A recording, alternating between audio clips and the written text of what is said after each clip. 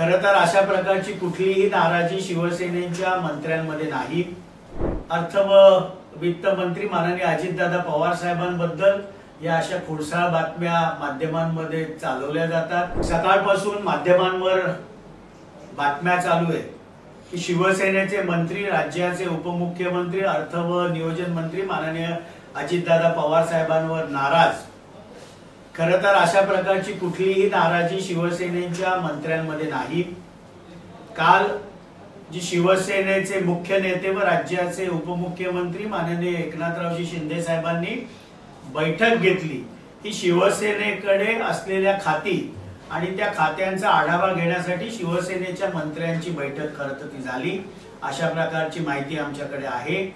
आणि त्यामुळे अर्थसंकल्प 25-26 मध्ये ज्या ज्या खात्यांना जो जो निधी दिला गेला, शेवटी अर्थसंकल्प हा कॅबिनेटचा सामूहिक निर्णय असतो आणि त्याच्यावर अंतिम सही ही राज्याचे मुख्यमंत्री म्हणून माननीय देवेंद्रजी फडणवीस साहेबांची असते। पण सातत्याने राष्ट्रवादी काँग्रेस पक्षाचे उपमुख्यमंत्री, अर्थ व वित्त मंत्री माननीय अजितदादा पवार साहेबांबद्दल या अशा खुळसाळ बातम्या माध्यमांमध्ये चालवल्या जातात।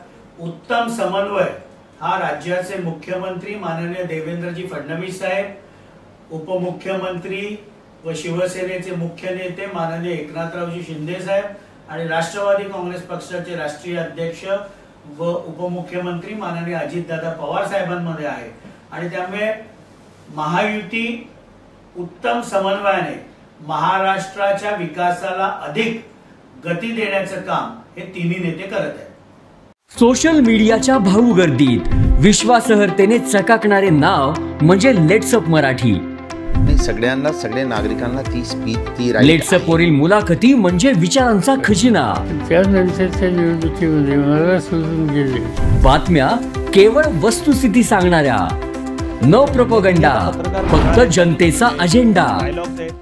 क्योंकि आने वाला कल जाने वाला है, जाने वाला कल आने वाला है। राजकारण, मनोरंजन असो की क्रीडा क्षेत्र, महाराष्ट्राची स्पंदने संवेदनशीलतेने टिपणारे माध्यम म्हणजे लेट्सअप मराठी। जगासोबत एक पाऊल पुढे राहण्यासाठी लेट्सअपचे ॲप, सोशल मीडिया आणि वेबसाईट सोबत कनेक्टेड रहा।